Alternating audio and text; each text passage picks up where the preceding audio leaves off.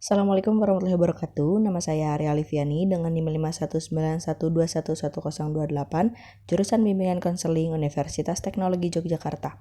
Pada kesempatan kali ini saya akan memaparkan hasil skripsi saya yang berjudul Hubungan Pemberian Reward dan Punishment terhadap Motivasi Belajar Siswa SMKN 1 Godean.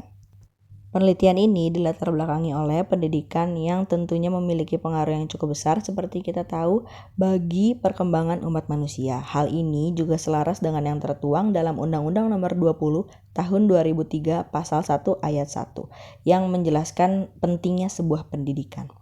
Tetapi ini bertolak belakang dengan survei internasional yang dilakukan oleh PISA. PISA itu adalah Program for International Student Assessment yang diumumkan pada 2013 dan dilakukan pada anak berusia 15 tahun. Hasil dari survei tersebut menunjukkan bahwa Indonesia memiliki kualitas pendidikan yang cukup rendah. Untuk memiliki kualitas pendidikan yang baik, maka perlu konsep pembelajaran yang baik pula. Kegiatan pembelajaran diselenggarakan untuk membentuk watak, membangun pengetahuan, dan menentukan kebiasaan-kebiasaan dalam bersikap untuk meningkatkan mutu kehidupan siswa.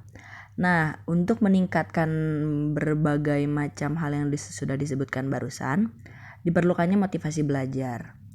Salah satu cara untuk meningkatkan motivasi belajar itu dengan pemberian teknik reward dan punishment. Selanjutnya, untuk mendukung pelaksanaan penelitian, peneliti juga mendapatkan data dari hasil wawancara dengan wali kelas, hasil wawancara dengan guru BK, AKPD kelas 10 dan 11, dan survei yang sudah dilakukan oleh peneliti menggunakan bantuan dari Google Form. Dari berbagai macam data yang sudah diperoleh, dikonfirmasi bahwa terdapat reward dan punishment yang terjadi di SMKN 1 Godean, dan terdapat pula gejala siswa-siswi yang memiliki motivasi belajar rendah di SMKN 1 Godean. Dari berbagai macam latar belakang yang sudah dijelaskan barusan, maka dapat ditentukan rumusan masalah dari penelitian ini adalah bagaimana hubungan pemberian reward dengan motivasi belajar siswa SMKN 1 Godean, bagaimana hubungan pemberian punishment dengan motivasi belajar siswa SMKN 1 Godean, dan adakah hubungan pemberian reward dan punishment dengan motivasi belajar siswa di SMKN 1 Godean. Begitupun dengan tujuan pada penelitian ini, yaitu untuk mengetahui hubungan pemberian reward dengan motivasi belajar siswa SMKN 1 Godean, untuk mengetahui hubungan pemberian punishment dengan motivasi belajar siswa SMKN 1 Godean, dan untuk mengetahui adanya hubungan antar pemberian reward dan punishment dengan motivasi belajar siswa di SMKN 1 Godean. Adapun deskripsi teoritis dari penelitian ini yaitu meliputi 3 variabel. Ada motivasi belajar, ada reward, dan ada punishment. Motivasi belajar itu sendiri terdiri dari 2 kata, yaitu motivasi yang berarti daya upaya yang mendorong seseorang untuk melakukan sesuatu, dan belajar yang berarti semua aktivitas mental dan psikis yang berlangsung dalam interaksi positif dalam sebuah lingkungan yang menghasilkan perubahan dalam pengelolaan pemahaman. Yang dapat diartikan bahwa motivasi belajar merupakan suatu keadaan yang memiliki daya penggerak yang dapat mendorong peserta didik secara internal maupun secara eksternal dalam kegiatan belajar sehingga menimbulkan perasaan atau reaksi untuk mencapai tujuannya dalam pembelajaran. Motivasi belajar memiliki beberapa aspek di dalamnya. Yang pertama ada dorongan untuk mencapai sesuatu, kedua ada komitmen, ketiga ada inisiatif, keempat ada optimis. Variabel selanjutnya adalah reward. Reward adalah respon terhadap suatu tingkah laku yang dapat meningkatkan kemungkinan terulang kembalinya tingkah laku tersebut.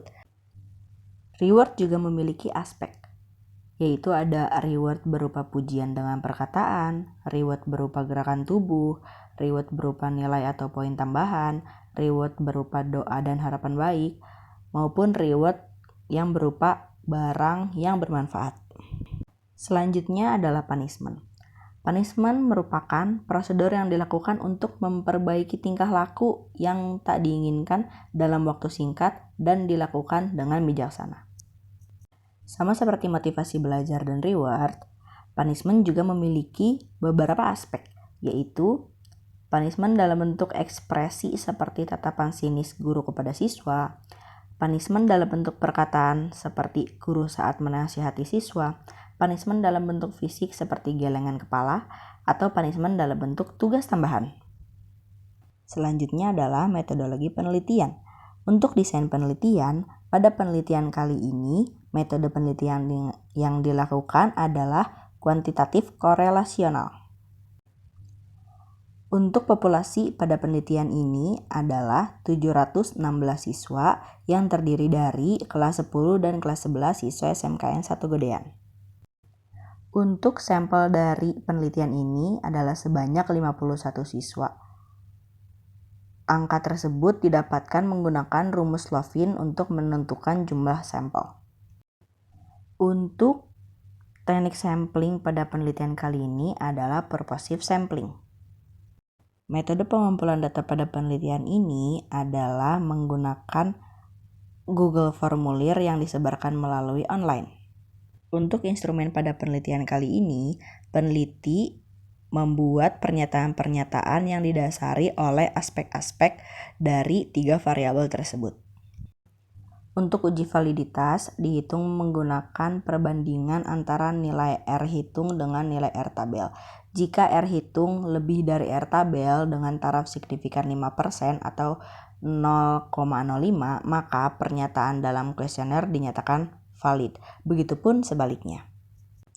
Untuk pengujian reliabilitas dalam penelitian ini akan menggunakan bantuan dari SPSS 23 yang mengukur suatu reliabilitas dengan uji statistik Cronbach alpha.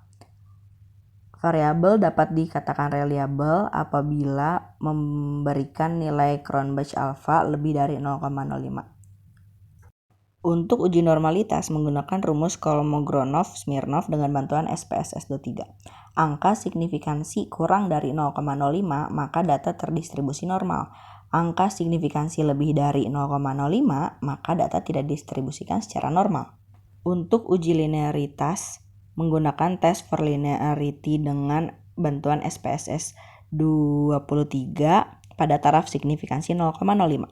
Untuk teknik analisis data, pada penelitian kali ini, data diuji dengan rumus korelasi product moment yang diungkap oleh person. Dasar dari pengambilan keputusan ini, jika nilai signifikansi kurang dari 0,05, maka berkorelasi, dan jika nilai signifikansi lebih dari 0,05, maka tidak berkorelasi. Untuk hasil dari penelitian ini adalah terdapat hubungan antara variabel pemberian reward dengan motivasi belajar siswa SMKN Godean, tapi cukup lemah namun bersifat positif. Selanjutnya, terdapat hubungan antara variabel pemberian punishment terhadap motivasi belajar siswa SMKN 1 Godean kelas 10 dan kelas 11 yang cukup lemah namun bersifat positif. Lalu, terdapat hubungan antara variabel pemberian reward dan pemberian punishment terhadap motivasi belajar siswa SMKN 1 Godean kelas 10 dan kelas 11 yang cukup lemah namun bersifat positif. Kesimpulannya adalah hubungan dari variabel pemberian reward, variabel pemberian punishment ini dengan motivasi belajar siswa SMKN 1 Godean kelas 10 dan kelas 11 itu bermacam-macam. Namun, terdapat signifikansi yang cukup baik di antara dua variabel ini terhadap motivasi belajar siswa. Akan tetapi, hal ini tetap harus dilakukan. Pemberian reward dan pemberian punishment ini harus tetap dilakukan dengan mempertimbangkan aspek-aspek, teori-teori, dan kondisi siswa serta lingkungan tempat siswa berada. Lalu untuk saran pada penelitian ini terdapat 3, tertuju kepada 3 yaitu kepada siswa, kepada sekolah, dan kepada peneliti selanjutnya. Kepada siswa, semoga penelitian ini dapat menjadi acuan agar dapat memiliki kesadaran akan motivasi belajar yang teramat penting. Penelitian ini juga dapat menjadi acuan agar siswa bisa mengetahui dan menentukan pola belajar yang lebih baik. Dan untuk sekolah, semoga penelitian ini dapat menjadi rujukan informasi untuk mengetahui hasil dari pemberian metode atau teknik untuk siswa, karena menyadari pentingnya motivasi belajar untuk siswa dapat menentukan pula hasil belajar pada siswa sehingga dapat mencapai prestasi belajar yang diinginkan. Juga untuk penelitian ini dapat menjadi acuan informasi untuk melakukan penelitian lainnya. Peneliti selanjutnya juga dapat melakukan penelitian yang berhubungan dengan pengembangan pada variabel pendukung motivasi belajar lainnya. Sekian penjelasan tentang tugas akhir saya. Semoga video ini dapat bermanfaat bagi yang mendengarkan, dan mohon maaf apabila terdapat kesalahan-kesalahan dalam pembuatan dan penyampaian video ini. Akhirul kalam, wassalamualaikum warahmatullahi wabarakatuh.